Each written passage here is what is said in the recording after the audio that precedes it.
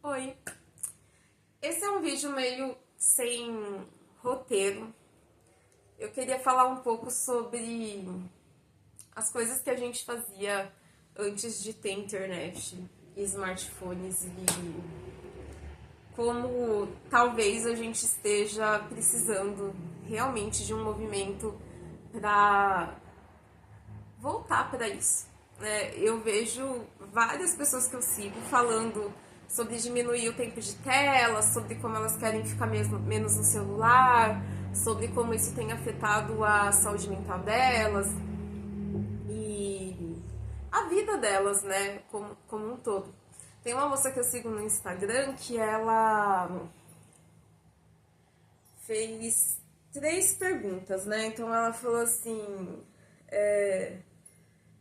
o tempo que você passa nas redes sociais, ele te faz mais se aproximar de Deus ou pecar? Ou pecar, né? O que elas fazem com você. A segunda pergunta é, quando você sai das redes sociais, depois de 1 hora nas redes sociais, você se sente mais nutrido ou mais drenado? E a terceira pergunta é se te torna mais parecido com Jesus, né? E eu até anotei essas perguntas que ela fez, que ela colocou no story, porque ela tem feito essa jornada também. Inclusive, ela tá ficando na última semana do mês fora das redes sociais. E nesse último mês de julho, finalmente eu resolvi insistir em voltar a fazer crochê, porque eu já tinha comprado linha, agulha, as coisas, mas eu sempre parava. Por quê? Porque é uma atividade que não dá uma gratificação instantânea. É muito frustrante, né? Eu tenho muita dificuldade com coisas que você precisa seguir, tipo, regras certinhas, assim, e aí eu preciso assistir uma pessoa fazendo e fazer exatamente do jeito que ela tá fazendo. Geralmente eu gosto de ver a pessoa fazendo e aí descobrir como fazer na prática. Não sei se faz sentido o que eu tô falando, mas enfim. Eu tenho muita dificuldade de seguir certinho e aí isso me atrapalha bastante, porque eu não conseguia entender o que a pessoa tá fazendo no vídeo. E eu sou canhota, né? Mas mesmo vendo vídeos de pessoas fazendo com a mão esquerda, ainda assim eu ficava confusa. Gente, é muito frustrante. Eu vou abaixar um pouquinho aqui. E nesse último mês, nessas últimas 2 semanas de junho, eu comecei e falei, não, vou pegar firme porque assim, não é possível, né? Eu tinha aprendido a fazer crochê quando eu era adolescente, acho que eu devia ter uns 16, 17 anos, ou seja, 20 anos atrás. E tinha na igreja aulas de vários tipos de artesanato, né? E eu fui fazer aula de crochê. E então, assim, eu sei fazer, eu já consegui fazer um dia, só que eu, por algum motivo, eu não tava conseguindo lembrar certinho. Eu só conseguia fazer sequências de correntinhas, né? Que é o mais básico possível do crochê. Mas aí eu encontrei uns tutoriais para fazer círculos que eu pensei assim, eu vou tentar fazer círculos primeiro. Círculos de crochê para fazer tipo porta-copos. E aí eu encontrei alguns tutoriais e eu fui conseguindo fazer. Então eu já fiz 2, 3, 5. Eu tô fazendo meio que um por dia.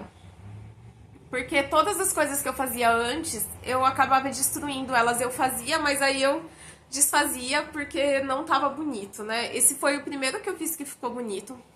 Ele não tá seguindo certinho a receita do círculo. Eu fiz ele com um ponto meio diferente que, pra ser bem sincera, se você me pedir pra reproduzir e fazer esse aqui de novo, eu não vou saber fazer. E aí esse aqui é o primeiro que eu fiz seguindo a receita certinha de como fazer um círculo. Eu tô usando aquelas lãs de arco-íris, sabe? Que ela vai mudando de cor. Então eles estão acompanhando a sequência de cores do novelo que eu tô usando. Esse foi o terceiro. Lilás com vermelho. Achei que ficou muito bonito. E eu achei muito bacana por parte da linha, ela mudar mais na borda, porque parece que é de propósito, né? Aí eu fiz esse aqui, que foi do vermelho até o amarelo, que é maiorzinho. E ontem eu fiz esse aqui porque a linha chegou num lugar cinza. Um cinza que eu não entendi o cinza no arco-íris, mas enfim.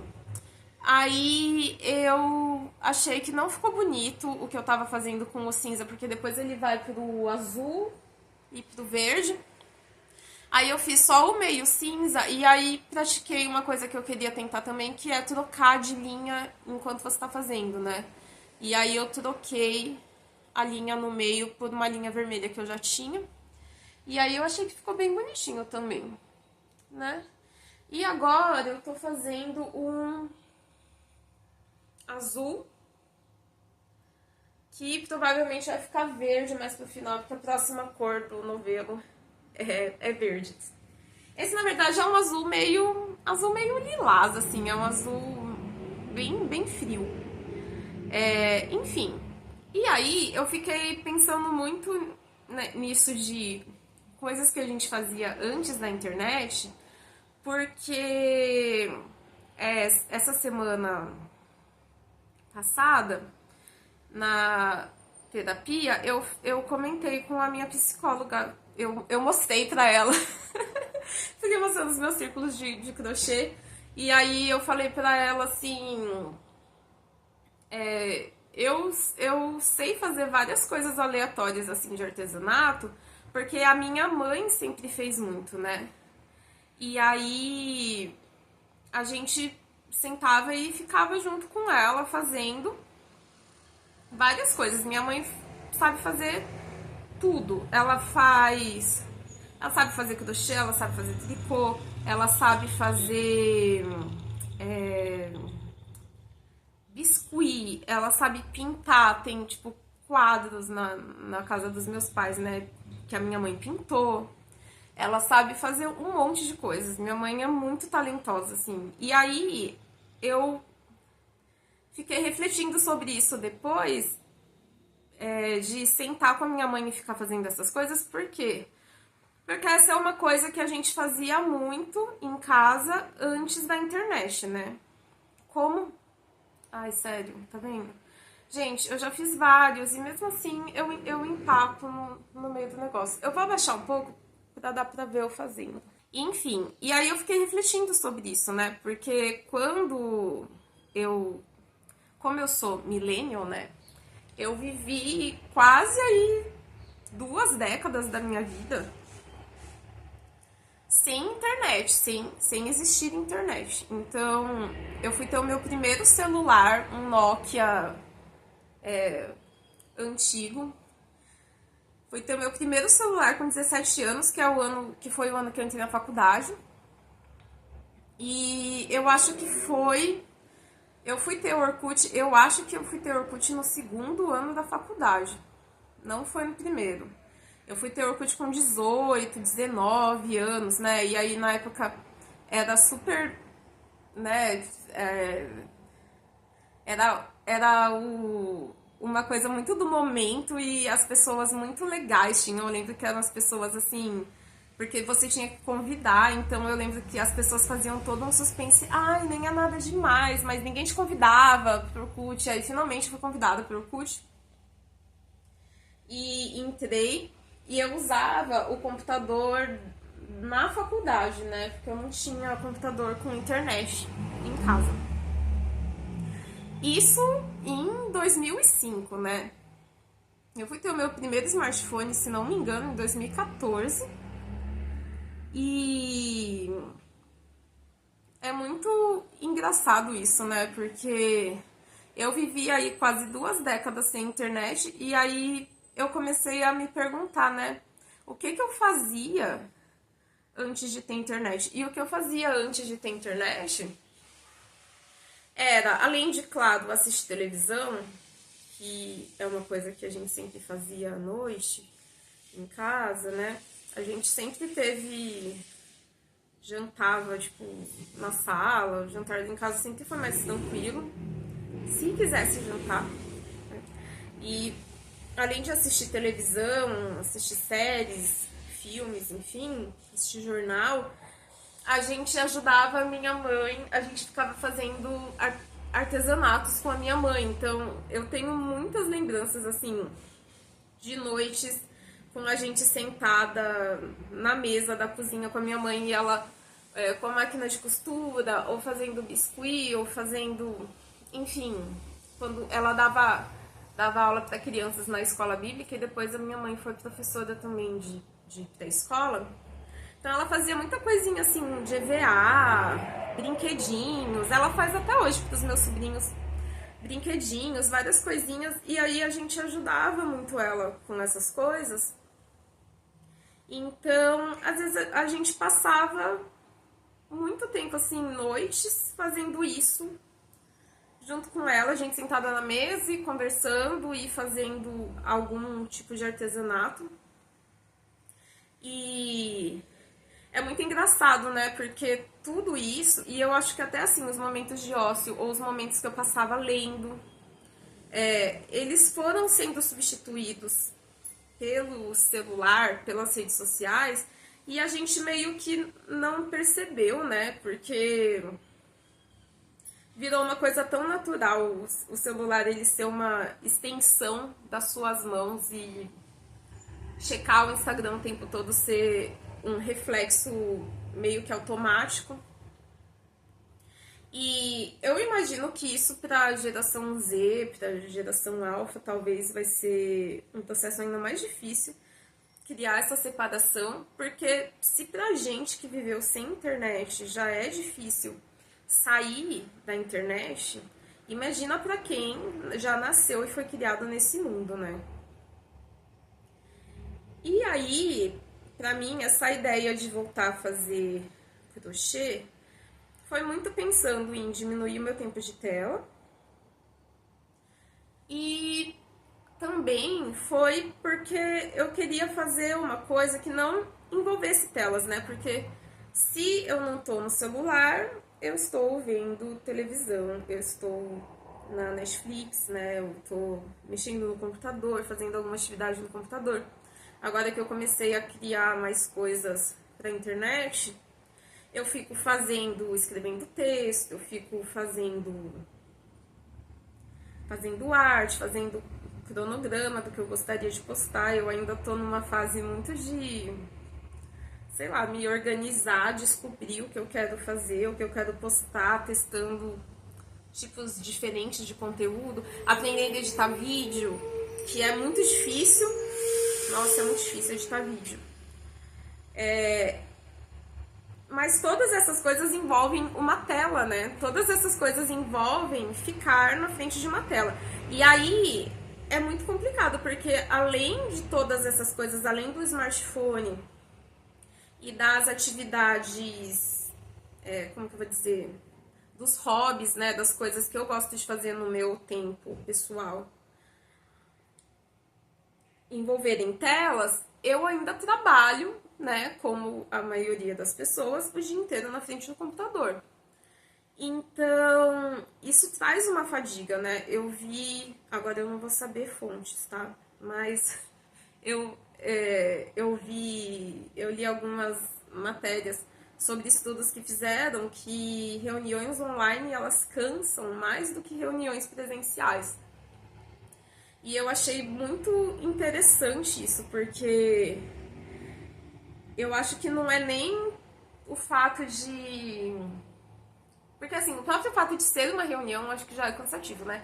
Eu não sei vocês, mas eu nunca gostei muito de falar com outras pessoas em contextos que não sejam, assim, de amigos, de conversa,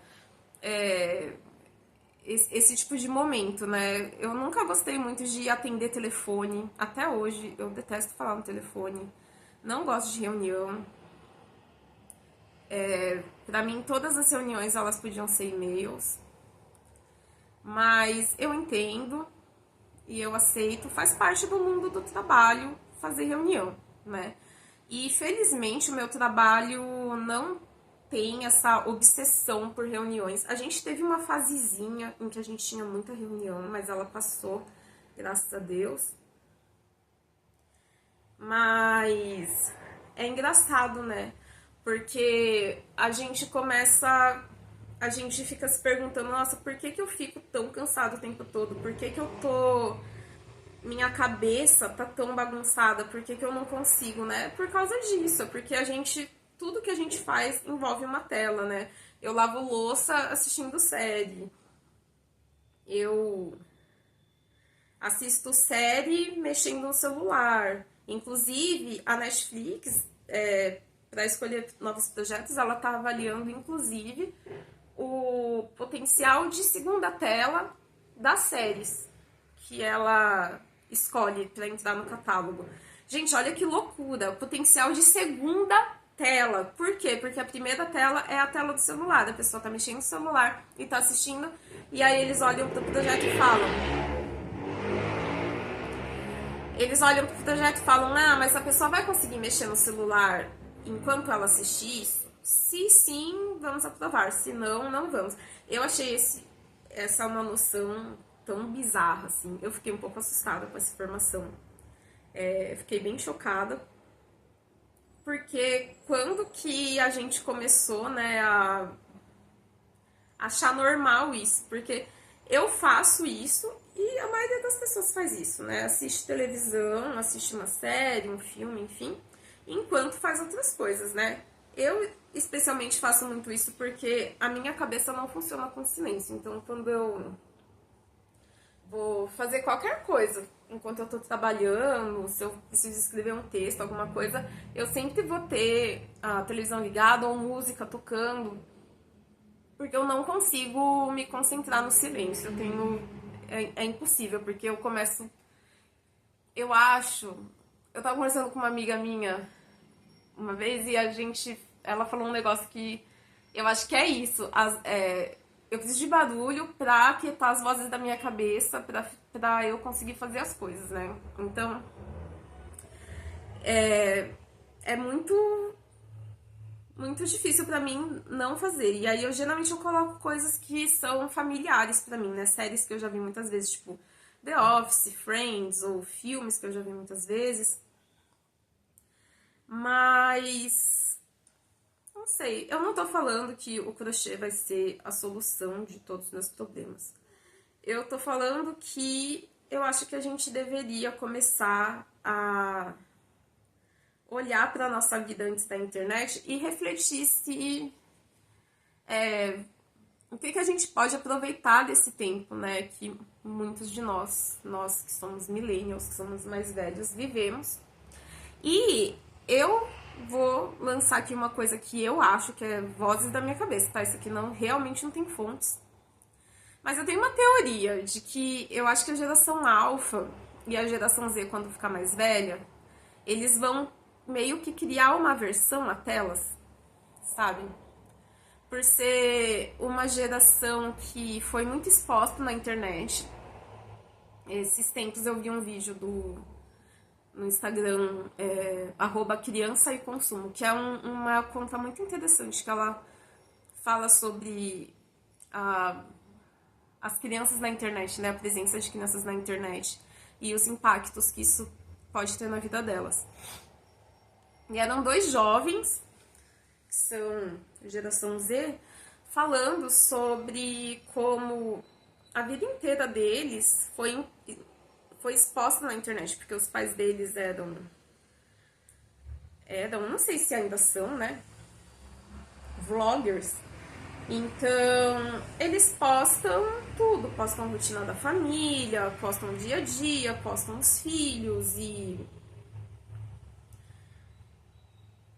postam, conforme a criança ela vai crescendo na internet, né, na frente das telas, e as pessoas vão acompanhando. Então, a moça que aparece dando entrevista, ela fala que, assim, coisas como a primeira vez que ela menstruou, por exemplo, a mãe dela fazendo no vlog o vídeo, elas no mercado comprando absorvente pra ela, e assim, coisas tão íntimas, né? E aí, quando a gente para pra pensar também nas relações parasociais, como isso é complicado, porque você começa a meio que dever satisfações da sua vida para as pessoas, para pessoas que não tem nada a ver com a sua vida, né? Uma frase que eu repito muito, assim, é que rede social não é vida real. A gente, às vezes, trata as coisas nas redes sociais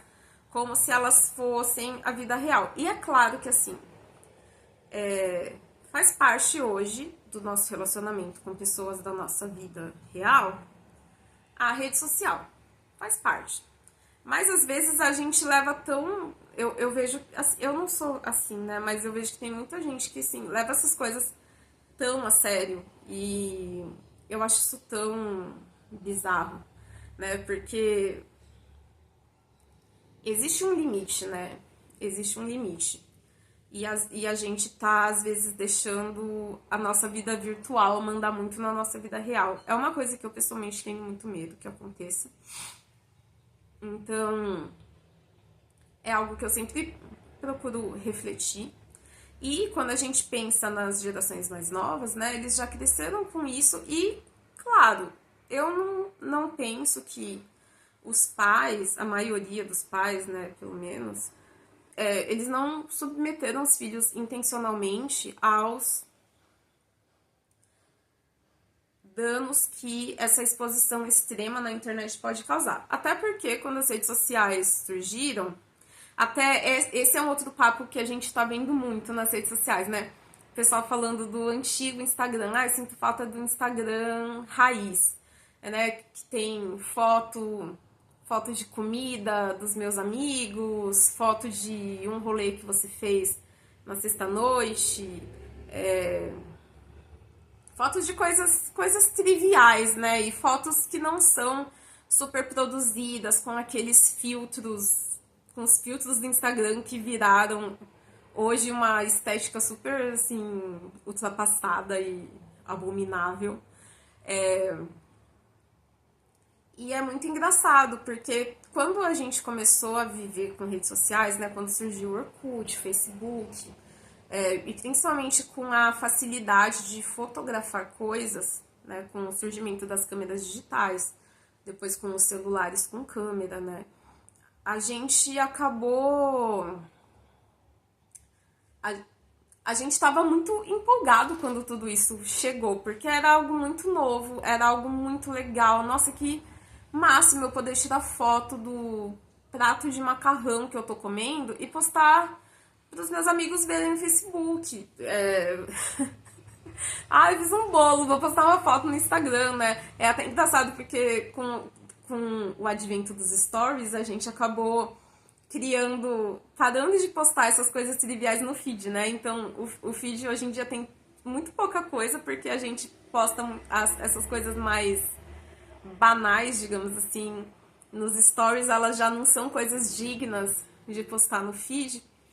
E a gente estava muito empolgado com esse novo mundo, com essa nova forma de compartilhar e poder se comunicar com pessoas que estão longe, né? Quando eu comecei a usar o Instagram, eu estava no intercâmbio nos Estados Unidos e, assim, foi meio que uma transição, né? Porque eu comecei postando coisas sobre o meu intercâmbio no Facebook, mas pro final já o Instagram tinha surgido e ele já estava ficando popular. E aí eu comecei a postar coisas no Instagram também. E a gente queria compartilhar as coisas, né? Porque a princípio, como tudo, né? Eu acho que a gente começou com uma idealização de que isso aqui vai criar um senso de comunidade, isso aqui vai ajudar a melhorar ainda mais os meus relacionamentos com as pessoas, com quem eu convivo no mundo real, e eu vou poder criar bons relacionamentos com pessoas que estão longe e às vezes eu não poderia ter relacionamentos com elas. Isso realmente aconteceu, né? A gente faz amigos na internet, a gente conhece pessoas muito legais, mas vem também com uma série de problemas, porque surge cada vez mais a ostentação, né, de um certo estilo de vida, e isso pega muito forte, acho que no Instagram. Eu percebo que no TikTok a gente tem mais vídeos. Como que eu vou explicar? A gente tem mais coisas no TikTok que não são super, assim, aesthetic, né? Que não são super bem produzidas. É muito ali o início do YouTube também, né? Com a pessoa no quarto dela, gravando um vídeo falando de uma coisa aleatória. E ela postou aquilo ali, né? O Vine era muito essa vibe, né? De postar um negócio aleatório aqui, eu não tô pensando em viralizar, eu não tô pensando em fazer sucesso na internet. Eu só tô postando essa coisa aleatória que veio na minha cabeça porque eu tenho esse espaço onde eu posso fazer isso, então eu vou fazer isso, né? E agora não, tudo que a gente posta tem que ter um objetivo por trás e a gente precisa pensar, ó, começou. Eu achei muito pouquinho azul, porque nos outros, ó, ficava bastante, né, da primeira cor. Mas tudo bem. Ele vai de um verde mais escuro para um verde mais clarinho e depois vira azul de novo. Eu não entendi a lógica, porque eu achei que essa linha ela ia seguir um parênteses enorme, né, gente? Eu achei que ela ia seguir o arco-íris certinho. Eu achei que ela começou laranja, no caso a minha, ela ia pro laranja, daí ia ficar vermelho, aí ia ficar rosa, aí ia ficar roxo, aí ia ficar azul, verde, amarelo, laranja, vermelho. Vocês entenderam? Mas ele é um pouquinho aleatório, eu achei, porque que nem quando eu cheguei aqui, quando eu saí do rosa, que é esse aqui, e fui pro lilás, ele tem um pouquinho aqui, ó, tá vendo? De rosa escuro no começo, mas logo ele mudou pra um lilás, que eu achei assim, uma mudança super drástica de cor. E voltou pro vermelho, como vocês podem ver. Né? No começo é rosa, mas depois vermelho. Eu não entendi, gente. Não entendi. Quem que é a marca? Batik, círculo. Círculo, me explique o que você quis fazer exatamente com essa linha, porque assim, achei confuso. Continuando. Eu até perdi o fio da meada onde eu tava. Mas é isso, né? E até a gente como indivíduos acaba pensando muito no que a gente vai postar, pensando muito no que as pessoas vão pensar. A gente não tá mais pensando, eu vou compartilhar aqui algo espontâneo da minha vida, né? E eu acho que o TikTok ele traz um pouco o retorno desse conteúdo, mas possivelmente por esse efeito que o YouTube teve, o Facebook, enfim, o Instagram, de ser uma rede relativamente jovem e no começo ninguém tá se importando muito, ela ainda não tem as suas próprias regras sociais estabelecidas, né, as regras não ditas que a rede vai criando, né, que os usuários da rede vão criando, esse código social que é criado conforme a rede vai crescendo e conforme as pessoas vão usando. Então, é complicado, né? Porque a gente vai ficando refém de certas coisas. Então, eu tenho essa teoria, voltando na geração Z, geração alfa, que essas gerações mais novas, elas vão ter meio, criar meio que um medo de telas, né? Ou seja, por esses casos de crianças que têm a sua vida extremamente exposta na internet enquanto elas crescem e o quanto isso afeta a vida delas, a saúde mental e mesmo a segurança delas. A gente tá em 2024, a gente precisa pensar nesse aspecto, que é um aspecto fundamental, que é a segurança das crianças. Tem vários Instagrams que postam, que falam, né, pra você não postar foto da criança com uniforme, por exemplo, da escola. E aí algumas pessoas olham pra isso e falam assim, mas, poxa, não é ter medo demais? Eu penso que quando se trata de crianças é melhor ter medo de mais do que ter medo de menos, né?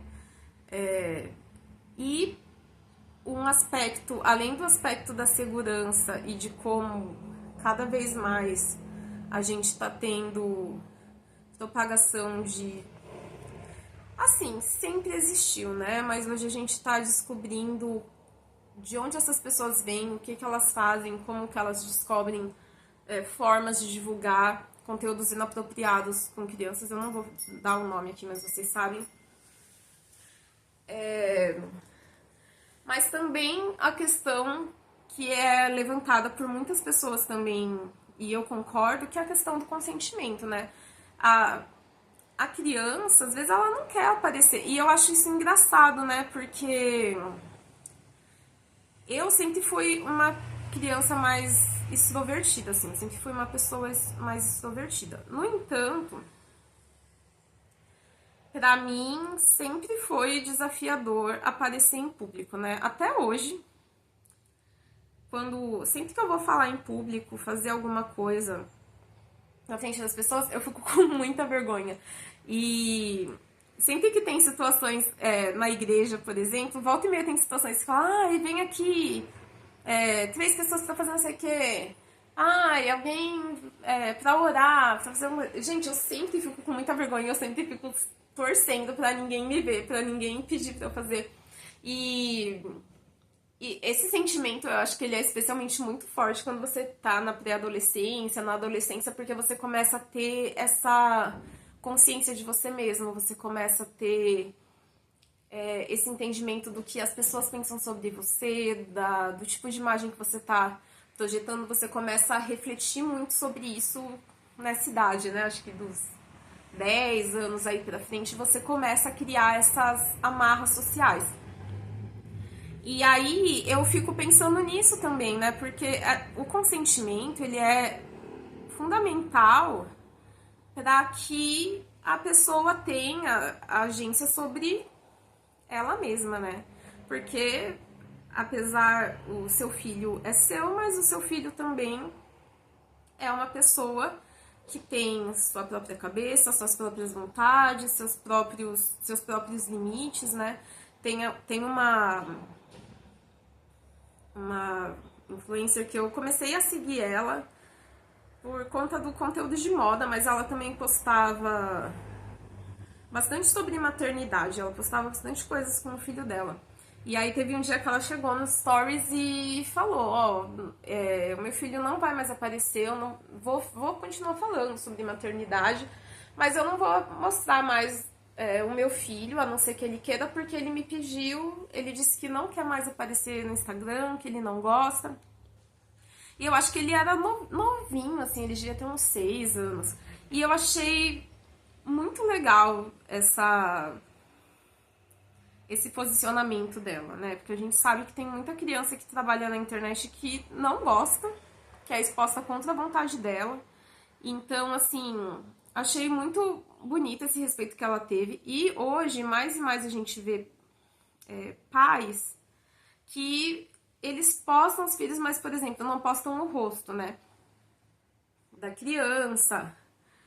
Procuram não postar tanta coisa sobre, justamente para preservar a privacidade da criança, para mantê-la segura, mas também porque a criança ainda é muito nova e ela não tem idade para decidir se ela quer ou não aparecer na internet. E mais do que isso, né? Porque quando a criança já fala, né, 3, 4, 5, 6 anos de idade, pode ser até que ela queira aparecer, mas ela não entende ainda as consequências dessa decisão. E a gente tem aprendido que aparecer na internet implica em muitas coisas, né? Não é só uma coisa que você joga num vácuo. Vai implicar em opiniões, em julgamentos. Hoje eu tava ouvindo um podcast que, gente, ela falou que ela foi dar uma palestra e aí uma moça que foi assistir a palestra, uma participante chegou pra ela e falou assim, nossa, eu sempre te vi, assim, te achei tão grandiosa, mas hoje eu te vi no palco, eu te vi tão pequena.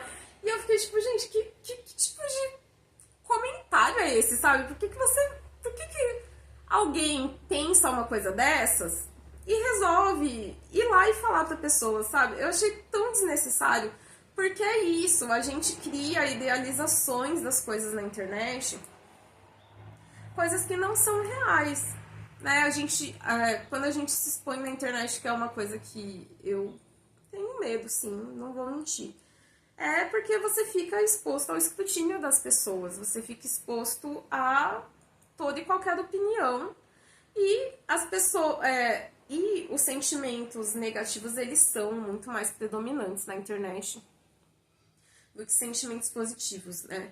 Eu trabalho há muitos anos já, mais anos do que eu gostaria.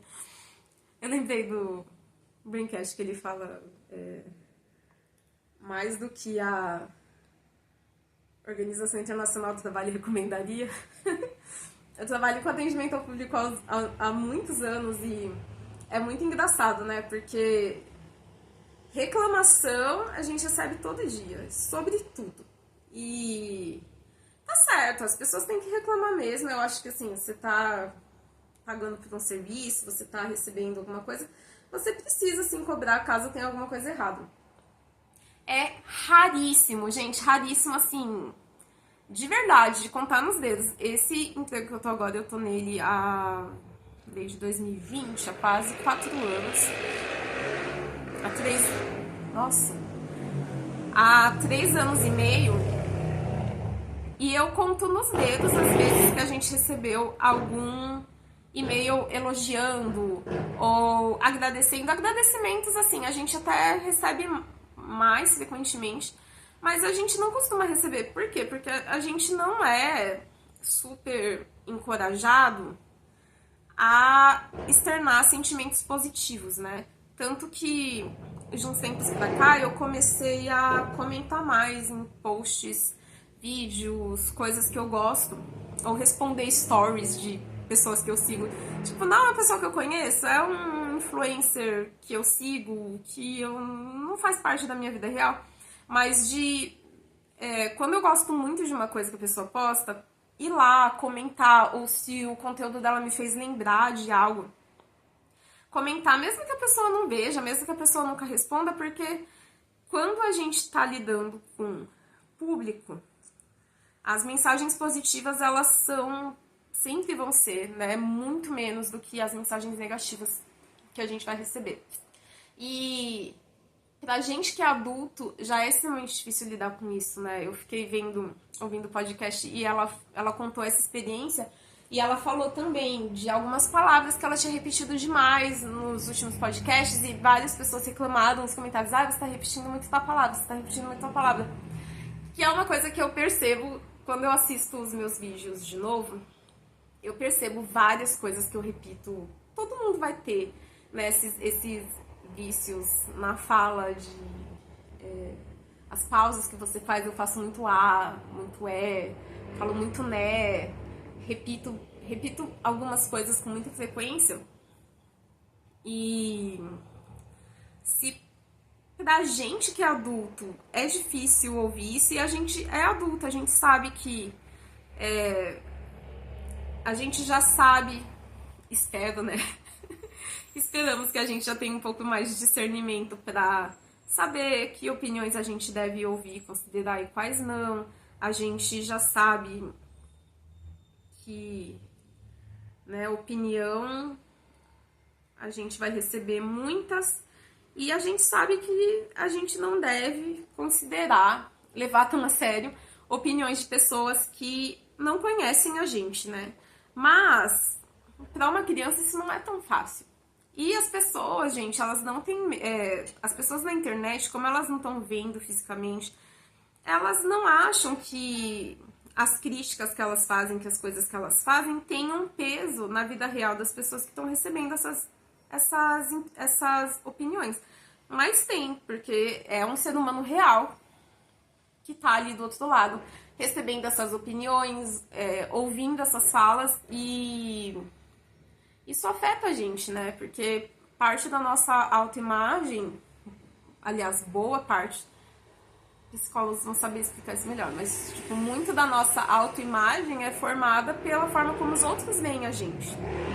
né? Porque a partir da convivência com o outro que a gente vai entendendo quem nós somos. Então, acho que a gente não tem cuidado suficiente com isso. E eu olho para as crianças que são expostas, crianças que são influencers, né? Trabalham na internet. As crianças nem nasceu, o pai já criou Instagram, já criou não sei o quê. Eu fico pensando, né, como que é pra elas lidar com essas coisas, porque elas estão num processo de construção de si e esse processo nunca acaba. Mas quando a gente é criança, ele tá numa fase muito mais acelerada, muito mais intensa. E aí, dentro desse processo de construção de si, além das suas próprias opiniões, das opiniões dos seus pais, dos seus familiares, dos professores, dos coleguinhas de escola, coleguinha da igreja, coleguinha do curso, coleguinha do curso de inglês, do futebol, do balé, enfim, você ainda tem que lidar com a opinião de desconhecidos na internet. Gente que nunca viu essa cara. Gente, eu acho isso terrível. E aí, voltando lá, né, no tema principal, eu fico muito grata de ter crescido sem internet na minha infância, porque eu sinto que um dos motivos por eu não dar tanta importância a relacionamentos virtuais é esse, né, o fato de que eu vivi a maior parte da minha vida tendo relacionamentos analógicos. Então, mandar mensagem, eu acho que, não sei se vocês se sentem assim também, quem é mais velho e viveu essa internet, não sei se vocês se sentem assim, mas pra mim, mandar algo no Orkut, mandar uma mensagem de texto, um SMS, né, um torpedo, essas eram coisas especiais, porque elas eram caras, custava dinheiro entrar na internet, ficar na internet custava dinheiro, era caro, porque você tinha acesso limitado, a gente não ficava o dia inteiro no Orkut, a gente tinha um horário específico que a gente entrava na internet e fazia essas coisas, então eu geralmente ia no... Ou eu chegava mais cedo na faculdade, antes de ter internet em casa, eu acho que no último ano da faculdade eu já tinha internet em casa, mas eu chegava ou mais cedo na faculdade, ou ia na hora do intervalo, que era mais complicado, porque no intervalo enchia mais de gente, né? Pra poder ir no computador e mexer no Orkut, aí eu tinha aqueles 20 minutinhos de intervalo pra fazer isso. Eu mandava cartões virtuais, vocês lembram de cartões virtuais? Tipo cartão de aniversário, esses cartões, mas a gente mandava pelo... Gente, eu mandava muito. Eu tinha conversas de e-mail com amigos, assim, conversas longas, tipo, o pessoal ia respondendo conversas por e-mail. E tinha já MSN, né, mas o MSN era mais pra conversar, assim, no dia a dia, né. A gente tinha alguns amigos que moravam em outras cidades e tal, e aí a gente tinha essa longa conversa por e-mail de coisas muito aleatórias. Às vezes eu encontro porque eu guardei elas pra não excluir do meu e-mail, né? Do e-mail que eu tenho desde aquela época. E, enfim, era algo especial. Era algo especial, né? Não era uma coisa banal que você faz o tempo todo como é hoje. Hoje, entrar no Instagram, entrar no TikTok não é um momento especial, não é algo que você precisa dedicar um tempo específico para fazer. Você pode fazer isso a hora que você quiser, você pega o seu celular, abre e olha. Não tem nada de especial, não tem um momento separado, não tem aquele horário em que os seus pais vão te deixar entrar na internet para você ficar um pouco no MSN com seus amigos, mas você tem um tempo limitado. Gente, o que acontece? O que acontece? Nossa, gente, é muita moto barulhenta, meu Deus. Enfim, a gente não tem mais isso de esperar a permissão dos pais, de ter, né, que dividir um computador, um celular com os irmãos, né? No caso, eu dividia com as minhas irmãs. E aí cada uma tem o seu tempo pra ficar, e quando acaba o seu tempo você tem que respeitar, você tem que sair pra sua irmã poder ficar também. Tudo isso antes do horário de dormir. Então, então assim, era muito especial, era muito importante. Quando a gente entrava na internet pra fazer as coisas, a gente tinha, era algo especial, era algo importante e a gente precisava saber usar muito bem esse tempo, saber muito bem o que a gente queria fazer dentro desse tempo na internet. A gente tinha que entrar com um objetivo, né? Hoje em dia até isso é difícil. Hoje eu precisava entrar... O que eu ia fazer? Eu ia abrir o aplicativo do Kindle no meu celular pra mandar uma frase de um livro que eu tô lendo pra mim mesma no WhatsApp. Gente, eu abri o celular e quando eu vi, eu tava no Instagram. E eu esqueci totalmente o que eu ia fazer. Aí eu falei, meu Deus, não. Parei, foi assim, coisa de minutos, 2 minutos. Tirei, voltei, aí eu lembrei, peguei o celular de novo, só que quando eu peguei o celular de novo, eu fui falando pra mim mesma. Tá, eu vou abrir o aplicativo do Kindle, vou abrir o livro que eu tô lendo, vou pegar a frase, vou mandar pra mim mesmo pelo WhatsApp e acabou. Eu fui, assim, me guiando nesse processo pra eu não abrir de novo o celular e esquecer o que eu ia fazer. Gente, é muito difícil. Muito difícil. Então, assim, o que eu tenho pensado depois que eu voltei a fazer crochê e tal, é que a gente precisa começar a se dedicar às coisas e dar significados para elas, né? Porque a gente tá fazendo muita coisa que é aleatória, que é desnecessária, a gente não precisa desse tanto de informação na nossa cabeça. E não é importante, né? Hoje eu assisti um vídeo em que ele falava que um momento muito importante para ele na vida foi quando ele percebeu que os hábitos dele não eram alinhados com os objetivos que ele tinha na vida. E, gente, eu nunca tinha parado pra pensar nisso. Eu acho que, assim, em algum nível eu sei disso, mas eu nunca tinha ouvido com essas palavras específicas. E eu fiquei refletindo sobre isso, tipo, meus hábitos. E aí, quando a gente pensa no hábito de ficar muito tempo no celular, eu tava com um sério problema de joguinhos, inclusive. Eu excluí, gente, a maioria dos joguinhos no celular. Eu deixei só 2 jogos. E que são jogos, assim, que eles demandam concentração. Não dá pra você jogar eles fazendo outra coisa. Porque eu tava ficando muito tempo no celular jogando joguinho enquanto eu assistia uma coisa na Netflix na qual eu não estava realmente prestando atenção. Isso é péssimo, né? Então, achei muito interessante porque, assim, em que esse hábito... E isso é muito papo de coach, né? Ai, mudança de mindset. Mas realmente é uma coisa que a gente precisa pensar. No que esse hábito de ficar rolando o meu feed do Instagram sem rumo, no que esse hábito está me ajudando? Que diferença ele está fazendo na minha vida? Né? Diferença nenhuma. Eu acho que, assim, mesmo quando você tá... Tem muita coisa que eu vejo na internet que eu salvo. Eu tenho uma pastinha de referências no Instagram, eu tenho uma pastinha de referências no TikTok, que eu vou salvando de conteúdos que eu acho legais, de formatos que eu acho interessantes, de assuntos dos quais eu também gostaria de falar. Mas eu não preciso ficar o dia inteiro no Instagram pra fazer isso. Então, assim, no que esse hábito realmente me ajuda, né, de forma prática? E quanto tempo eu preciso desse hábito durante o dia? Eu preciso mesmo de 2 horas por dia no Instagram? E acho que também voltar a ter coisas que sejam especiais e coisas às quais a gente se dedique unicamente, né? Então, eu tô fazendo crochê pra parar de mexer no celular, então assim, eu faço crochê assistindo, eu tô fazendo crochê fazendo esse vídeo. Ó como já avancei bastante, eu tinha só esse meiozinho quando a gente começou.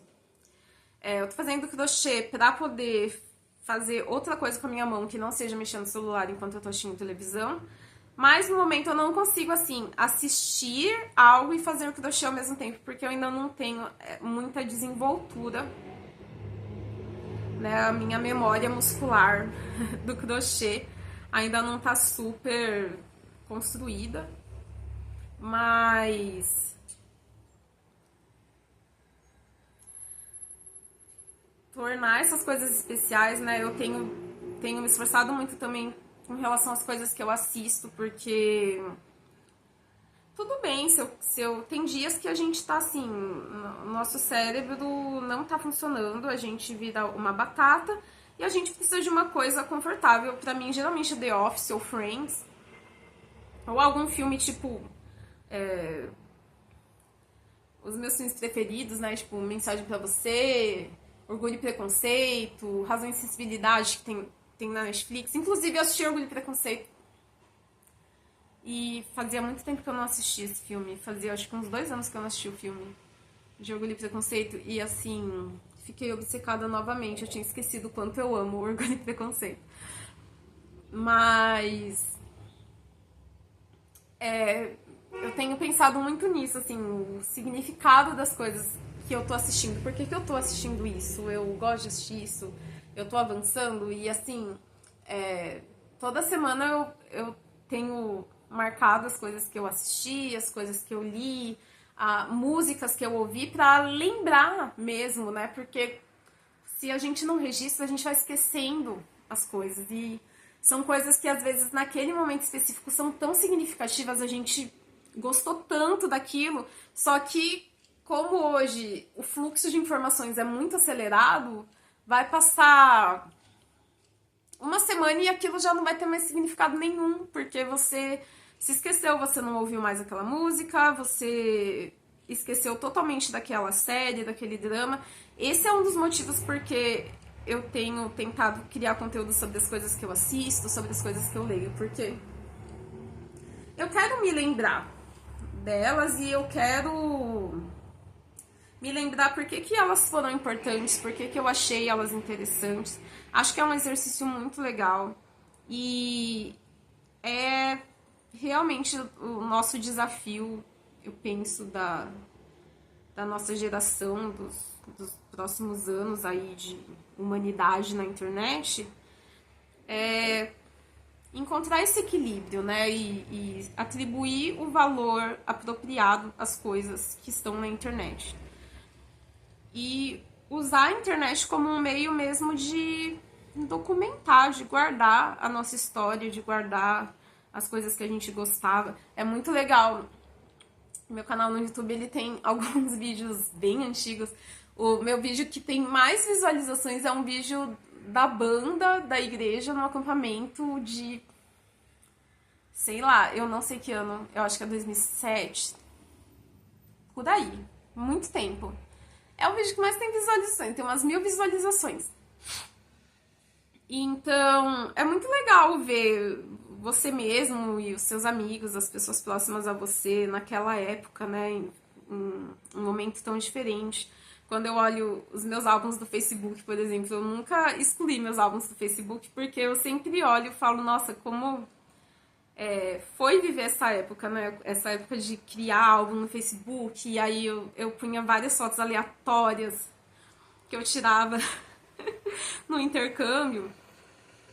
Enfim, a gente está documentando as nossas vidas no Instagram, né? Voltando no assunto um pouco no tópico das crianças que têm suas vidas documentadas na internet. A gente tá meio que documentando a nossa vida, a nossa história na internet, quer a gente queira ou não. E o que é que a gente está documentando, né, da nossa vida? Acho que é algo interessante. É claro que, assim, a gente está vivendo um momento histórico agora, então não tem como a gente saber o que é importante e o que não é, o que a gente deveria guardar e o que a gente não deveria. Mas, na dúvida, vamos guardar o que a gente acredita ser importante para nós agora. E acho que é isso, gente.